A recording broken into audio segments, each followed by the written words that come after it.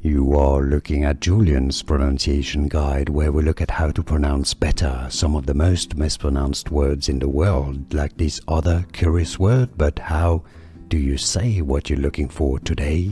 Let's learn how to pronounce this word once and for all correctly. A word from Spanish meaning artisan, meaning made in a small volume, right?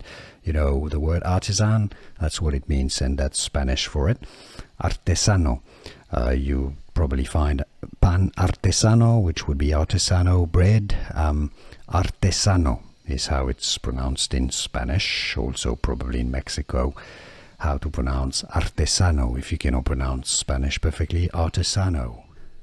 Here are more videos on how to pronounce more confusing words and names too many mispronounced. Like this video if you found it useful. I appreciate your support. I'll see you soon and thanks for watching.